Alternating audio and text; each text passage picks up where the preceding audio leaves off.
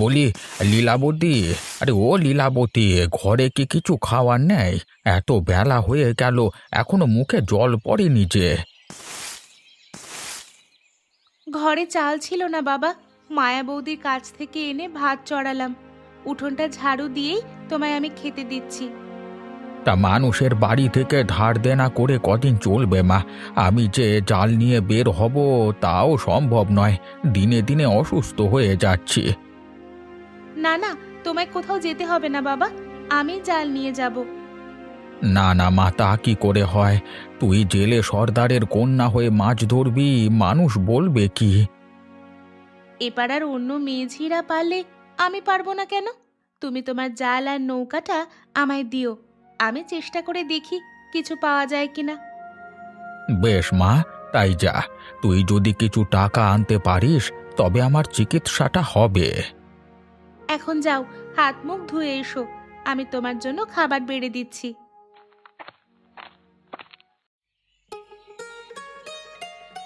খা বাবা, পেট ভরে খা, আবার সেই সন্ধ্যায় বাড়ি ফিরবি। এর মধ্যে আর কিচ্ছু পেটে পড়বে না। না না মা, আমাকে আর ভাত দিও না, এটি হয়ে যাবে আমার। মাছের মুড়ো দিয়ে মুগ ডাল রান্না করেছি, ওটা খেয়ে যা বাছা। ও বৌমা, ডালটা নিয়ে এসো তো। এই নিন মা, উনুন থেকে নামিয়ে আনলাম কেবল। ওটা আমার হাতে দিয়ে তুমি তাড়াতাড়ি কটা রুটি সেঁকে ফেলো, দুপুরে খাওয়ার জন্য ওদের সাথে দিয়ে দিব। ঠিক আছে মা, আমি এক্ষুনি নিয়ে আসছি। ওসব লাগবে না মা, আমি আজকে তাড়াতাড়ি ফিরে আসবো। কেবল তো জঙ্গলের পাশের জমিটা চাষ করতে হবে। তোর তাড়াতাড়ি হয়ে গেলে নদীর অপর পাশে যাস তো ছোট, ওখানে গম আর জব দিয়েছিলাম, ওগুলো একবার দেখে আসতে হবে। ঠিক আছে দাদা, আমি আসবার সময় দেখে আসবো। আর কটা গমও সাথে করে নিয়ে আসিস তো, কতটুকু পরিপক্ক হয়েছে তা বোঝা যাবে। এই নাও তোমাদের দুজনের জল খাবার, দুপুরে খেয়ে নিও মনে করে। ঠিক আছে বৌদি, খাবো আমরা। আর সংসারের প্রতি এত মনোযোগ না দিয়ে নিজের প্রতি যত্নশীল হও, সারাদিন তো কেবল কাজই করো। গৃহস্থ বাড়িতে থাকতে গেলে নিজেকে সময় দেওয়া যায় না, ফসল তোলা থেকে ঘরের কাজ সব একা হাতেই করতে হয়। অমলের বউ আসলে তোমার আর এত কষ্ট করতে হবে না জয়া, সে তোমাকে সাহায্য করবে। হ্যাঁ মা, তখন আমার দায়িত্ব অনেকটা কমবে। ও বৌমা, ওদের তো খাওয়া শেষ, চলো এবার আমরা বসে পড়ি। হ্যাঁ মা, খাবো। অপুকে আগে ডেকে দিয়ে আসি, ও যে খায়নি এখনো, সকাল থেকে কোথায় যে গেল ছেলেটা। কোথায় আর যাবে, ননীদের বাড়িতে গেছে হয়তো। ওই তো দাদু ভাই আসছে। কোথায় যাওয়া হচ্ছিল শুনি মাকে না বলে? সকালে উঠে পড়াশোনা করতে হয় না বুঝি? আমি বাড়ির সামনেই ছিলাম মা, মাত্র মাইক দিয়ে গোপাল কাকু মেলার কথা বলে গেছে। মা, ও মা, মেলায় নিয়ে যাবেন আমাকে? যাবো যাবো যাবো, আরে কবে কোথায় মেলা হবে তা তো জেনে নিস, তারপর তোকে নিয়ে যাবো ক্ষণ। ঠিক আছে, তাহলে তুই ওকে ঘুরিয়ে নিয়ে আসিস। এবার তবে আমি বেরিয়ে পড়লাম, কাজ শেষ করে নদীর ওপারে চলে যাস কিন্তু। হ্যাঁ দাদা, আমিও বেরিয়ে পড়ব।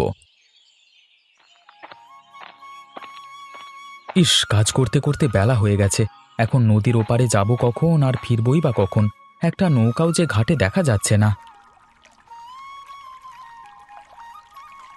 ওই তো একটা জেলে নৌকা দেখা যাচ্ছে। জেলে ভাই, আরে ও জেলে ভাই, একটু শুনবে এদিকে এসে। কে ডাকে রে, কে ডাকে আমায়? ওমা, এই যে দেখছি পুরুষ নয়, জলজ্যান্ত এক রূপসী নারী। অবাক হলেন কেন? নারীরা কি মাছ ধরতে পারে না? নারীদের মাছ ধরতে দেখেছি, কিন্তু আপনার মতো কখনো নৌকা নিয়ে বের হতে দেখিনি। সাধে কি আর এখানে এসেছি, সে অনেক কথা। কি হয়েছে বলুন, দেখি আপনাকে সাহায্য করতে পারি কিনা। আমার তিন কুলে কেউ নেই, এক বৃদ্ধ বাবা ছাড়া। তিনিও অসুস্থ হয়ে ঘরে পড়ে আছেন। এদিকে হাতে আমার একটা টাকাও নেই যে তার চিকিৎসা করাবো। তাই উপায়ন্ত না দেখে আমি বের হয়ে এসেছি। তা আপনি কি করছেন এই নদীর তীরে? আমি একটু ওপারে যাব, ফসলি জমি আছে আমার, কিন্তু কোনো খেয়া পাচ্ছি না। আমি আপনাকে পার করে দিচ্ছি। ফেরার পথে নৌকা না পেলে আমাকে ডাকবেন, আমার বাড়িও জেলে পাড়াতেই। ঠিক আছে, ফেরবার পথে আমি তোমাকে কিছু শস্য দিয়ে যাব। আপাতত এটা দিয়ে সংসার চালাও। সে দেখা যাবে খন। এখন চলুন ওপারে যাই।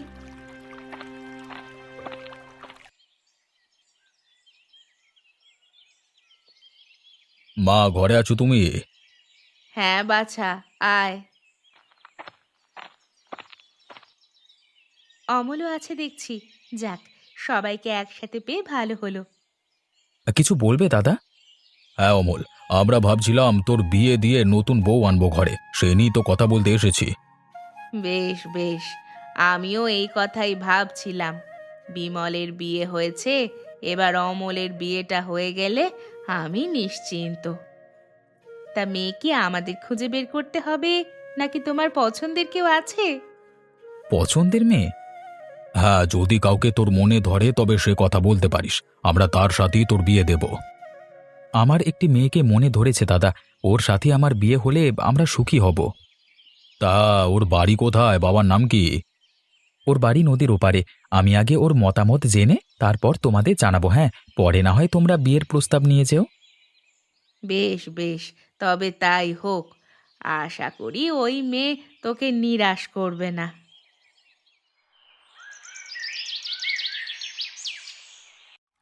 এ কি বলছেন আপনি?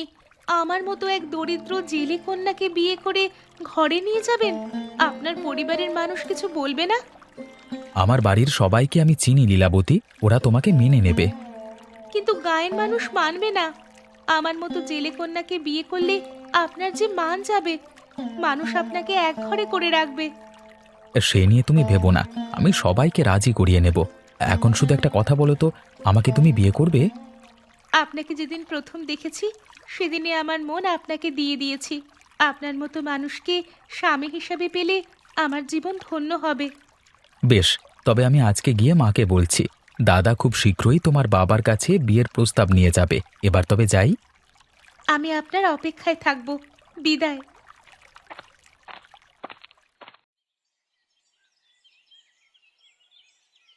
কি? তুই ওই জেলে কন্যাকে বিয়ে করবি? হ্যাঁ মা, লীলাবতীকে আমার খুব মনে ধরেছে। বিয়ে যদি করতেই হয় তবে ওকেই করব। এই না না না, ওই জেলেদের সাথে আমাদের আত্মীয়তা হোক এটা আমি মেনে নিতে পারবো না। তুই অন্য কোথাও বিয়ে কর ভাই। জেলে বলে ওরা কি মানুষ নয় দাদা? তাছাড়া আমি লীলাবতীকে কথা দিয়ে ফেলেছি, ওকে ছাড়া অন্য কাউকে আমি স্ত্রী হিসেবে গ্রহণ করতে পারবো না।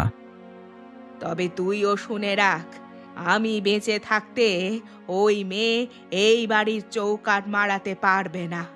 এটাই আমার শেষ কথা। তোমাদের অসুবিধে হলে ওকে নিয়ে আমি অন্য জায়গায় বাস করব মা। আমি চাই না আমার জন্য তোমাদের কেউ খারাপ বলুক। খারাপ বললে তুমি এখানে থাকলেও বলবে, অন্য কোথাও গেলেও বলবে। আকাশে চাঁদ উঠলে তা তো মানুষ টের পাবেই। সেটা আমার দেখবার বিষয় না বৌদি। বেশ, তুই যখন পরিবারের মান সম্মানের কথা ভাববি না, তবে তোকে আর আমি ভাই হিসেবে পরিচয় দেব না, আর বাবার জমির কোনো ভাগও তুই পাবি না। বেশ তো, তুমি তবে সবকিছু ভোগ করো, আমি গেলাম তোমাদের ছেড়ে। তাই যা হতচ্ছাড়া। এ কি করেছিস মা, তোরা বিয়ে করে ফেলেছিস? হ্যাঁ বাবা, তোমার অনুমতি ছাড়াই আমরা বিয়ে করে ফেলেছি। তুমি আমাদের ক্ষমা করে দাও বাবা। হ্যাঁ বাবা, আপনি আমাদের উপর রাগ করবেন না। আমি রাগ করছি না বাবা, কিন্তু তুমি যে আমার কন্যাকে বিয়ে করলে এ নিয়ে তোমার পরিবার কিছু বলবে না? মা এবং দাদা আমাকে মানা করেছিলেন, কিন্তু আমার মনে হয়েছে লীলাবতীকে বিয়ে করলে আমি সুখী হব, তাই ওদের অমতে আমি বাড়ি ছেড়ে চলে এসেছি। ওকে পেলে আমিও সুখী হব বাবা। তোমরা দুজন যেহেতু দুজনকে পছন্দ করো, আমার কিছুই বলবার নেই মা। আমি চাই তোমরা সুখে থাকো। কিন্তু দাদা আমার সব জমি কেড়ে নিয়েছে বাবা, ওকে নিয়ে যে কোথায় উঠবো এখন? সে নিয়ে চিন্তা করো না বাবা, নদীর ধারে এক খণ্ড জমি আছে আমার, সেখানে গিয়ে তোমরা বাস করো। খানিকটা জমিতে ঘর বেঁধে বাকি জমি চাষাবাদ করবে, আর মা আমার মাছ মেরে সংসার চালাবে। আপনিও আমাদের সাথে চলুন বাবা, একা মানুষ এখানে না থাকাই ভালো। না বাবা, আমি এখানকার জেলে সর্দার, আমার এই পাড়ার বাইরে যাওয়া যাবে না। তবে মাঝে মধ্যে আমাদের দেখে আসতে তো পারবে বাবা? এখন তো আমাদের তুমি ছাড়া আর কেউ নেই। তা পারবো মা, মাঝে মধ্যে গিয়ে তোদের দেখে আসবো ক্ষণ। এবার তাহলে আমরা চাই বাবা, আমাদের বিদায় দিন। যাও বাবা যাও, আশীর্বাদ করি সুখে শান্তিতে থাকো। বাবার জমিতে আমাদের ঘর তোলা শেষ গিন্নি, এবার ঘরটি সাজিয়ে তুলতে হবে। ওগো, তুমি জঙ্গল থেকে কাঠ কেটে নিয়ে এসো, আমরা সেগুলো দিয়ে আমাদের সুবিধা মতো আসবাবপত্র বানিয়ে নিব। শুধু কি আসবাবপত্র দিয়ে হবে গিন্নি? নতুন বাড়ির দেওয়ালে তো কিছু আলপনা আঁকতে হবে। মা ঠাকুরমা দেখতাম নতুন ঘর তৈরি করলে আলপনা এঁকে সাজিয়ে তুলতেন। কিন্তু আমি তো আলপনা আঁকতে পারি না। তবুও তুমি যখন বলছো, আমি চেষ্টা করে দেখব। কিভাবে আলপনা আঁকবে আমি সব শিখিয়ে দিচ্ছি। তুমি প্রথমে একটি গামলায় জল নেবে, তারপর সেখানে পরিমাণ মতো চালের গুঁড়ো মিশিয়ে ডো তৈরি করবে। বুঝেছি। এরপর সেই ডো দিয়ে আঁকিবুকি করব, তাই তো? হ্যাঁ যাও, তবে এক্ষুনি কাজ শুরু করে দাও।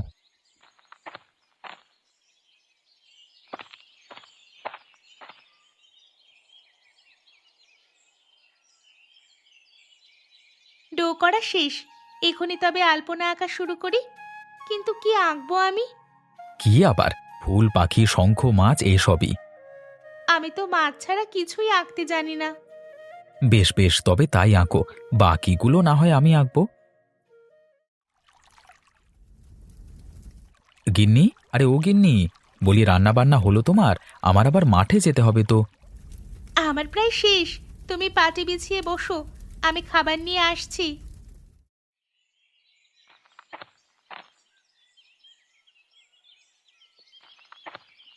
এই নাও তোমার খাবার, খেয়ে কাজে যাও।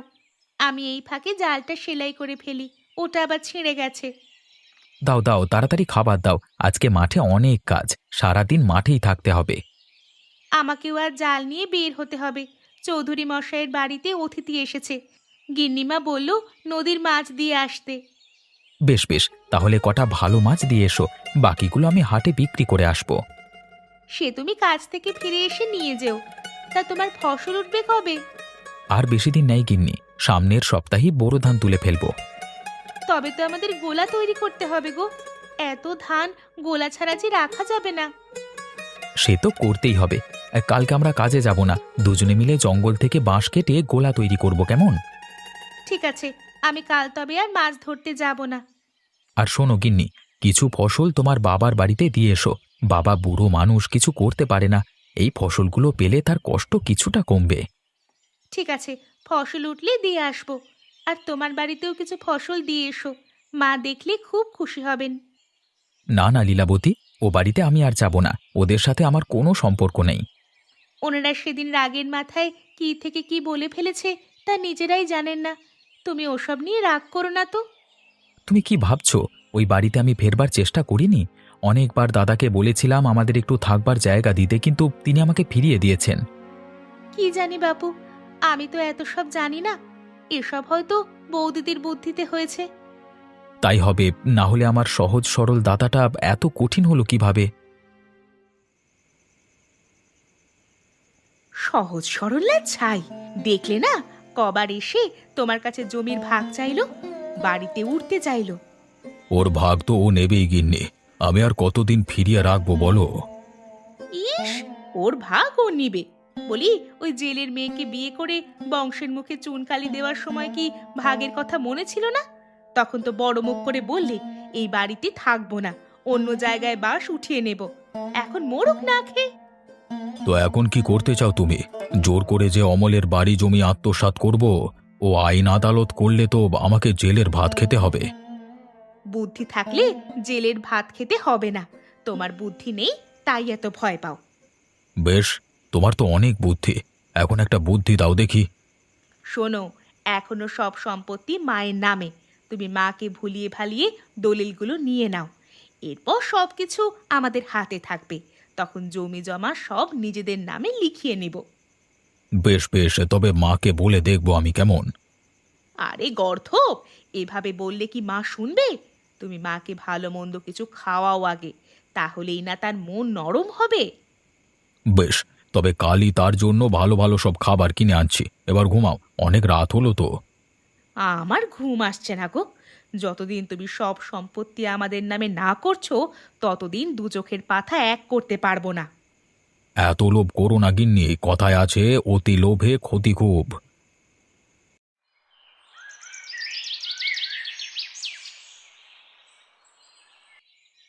কি করছেন মা? দাদু ভাইয়ের সাথে গল্প করছি মা। তা তোমার রান্না কত দূর হলো? আমার রান্না প্রায় শেষ। আপনার জন্য খাবার নিয়ে এসেছি, খেয়ে নিন মা। সে কি কাণ্ড! প্রতিদিন তো আমি রান্নাঘরে গিয়েই খাই, আজ তবে এখানে কেন? দিনে দিনে আপনার বয়স হচ্ছে তো মা। এই বয়সে একটু শান্তি করতে সবারই মন চায়। আপনি কেবল পায়ের ওপর পা তুলে বসে থাকবেন আর বলবেন কখন কি লাগবে।